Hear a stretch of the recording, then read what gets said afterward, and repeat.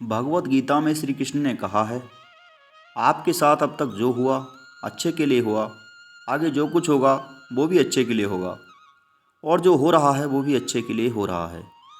इसलिए अपने जीवन को हमेशा वर्तमान में जियो और भविष्य की चिंता मत करो। जो कुछ भी होना है उसे आप कंट्रोल नहीं कर सकते। अपना फोकस सिर्फ उन चीज़ों पर बनाए रखिए जिन्हें आप सच में बदल सकते हैं। दोस्तों, जब तक हम अंदर से डरे होते हैं और अपनी क्वालिटीज़ को नहीं पहचान पाते, तब तक हम दूसरों के सामने झुकते भी हैं, और इस डर की वजह से हमारा सेल्फ कॉन्फिडेंस थोड़ी बहुत चुनौतियों में ही डगमगाने लगता है। अपने सामने आई किसी भी कठिनाई को लेकर हम जल्दी बेचैन हो जाते हैं और कई तरह के झूठ का सहारा ले लेते हैं, और फिर सही गलत तरीक़ों से दूसरों का साथ पाने के लिए तरसते रहते हैं। ऐसी सिचुएशन से बचने के लिए आपको अपने डर को बाहर निकालना होगा और इस बात को एक्सेप्ट करना होगा कि आप जैसे हैं बहुत ख़ास हैं, और आपके अंदर भी वो हर काम करने की काबिलियत है जो दूसरे कर सकते हैं। दोस्तों, गुस्से से खुद को बचाएं। गुस्सा हमें सबका दुश्मन बना देता है, और ये बात सही भी है। जब हम गुस्से में होते हैं तो सिचुएशन और बातों को ढंग से समझ नहीं पाते। हम अपने किए को बड़ा चढ़ा कर देखते हैं, पर दूसरों का किया हमें नहीं दिखता। हमें अपनी अच्छाई तो दिखती है, पर दूसरों की केवल बुराई ही देख पाते हैं। हमारे अंदर का डर और गुस्सा जब मिल जाते हैं तो दूसरों की छोटी सी कमी को भी नज़रअंदाज करना हमारे लिए मुश्किल हो जाता है। गुस्सा हमारी सोच और समझ पर ऐसा पर्दा डाल देता है कि हम आगे पीछे का कुछ नहीं सोच पाते।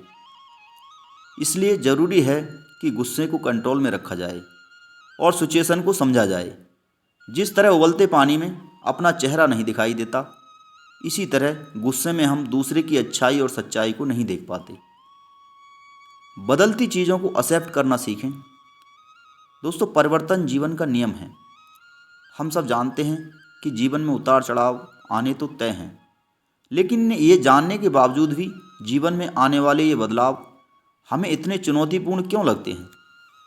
इसका एक कारण ये हो सकता है कि हमारा दिमाग हमें इन बदलावों के लिए तैयार होने नहीं देता, क्योंकि हम सब जीवन को लेकर अपने दिमाग में एक अलग ही तस्वीर खींच कर रखते हैं और चाहते हैं कि ठीक वैसा ही हो जैसा हमने सोचा है।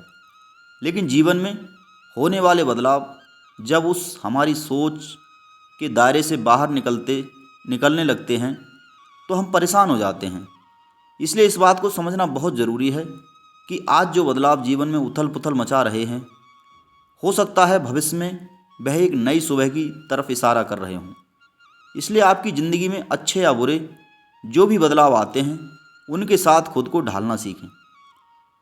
दोस्तों, रावण जो कि स्वयं एक परम ज्ञानी था, लेकिन अपने घमंड और शक्ति की वजह से उसने वो काम कर दिया जो उसे नहीं करना चाहिए था, और वही एक काम उसकी मृत्यु का कारण बना।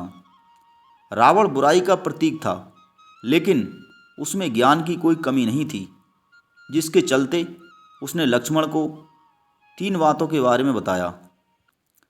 श्री राम द्वारा मारे गए तीर की वजह से जमीन पर पड़ा रावण जिस समय अपनी अंतिम सांसें ले रहा था, तो उस वक्त श्री राम ने लक्ष्मण से कहा कि रावण एक महाज्ञानी पंडित है, उसके जैसे ज्ञान इस संसार में किसी के पास नहीं है।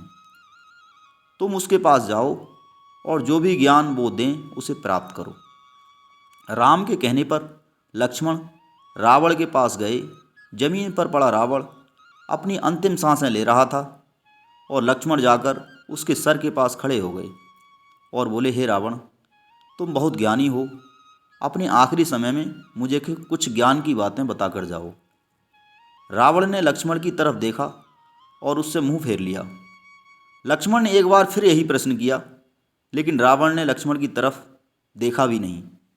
रावण के इस व्यवहार को देखकर लक्ष्मण को गुस्सा आ गया, और वो श्री राम के पास गए और जाकर सारी बात उन्हें बताई।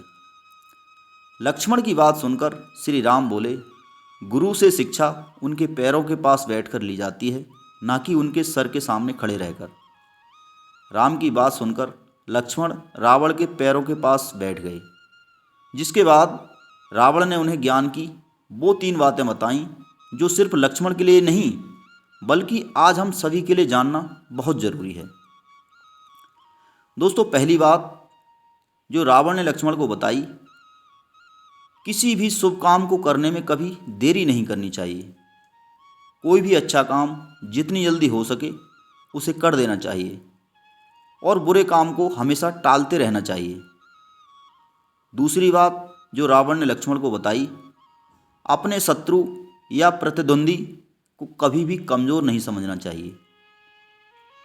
तीसरी बात जो रावण ने लक्ष्मण को बताई, अपने जीवन की ऐसी गुप्त बातें जिससे आपको भविष्य में परेशानी हो, वो बातें कभी किसी को नहीं बतानी चाहिए, फिर चाहे वह आपका भाई ही क्यों ना हो। तो दोस्तों, हमारी वीडियो आपको कैसी लगी कमेंट करके ज़रूर बताएं।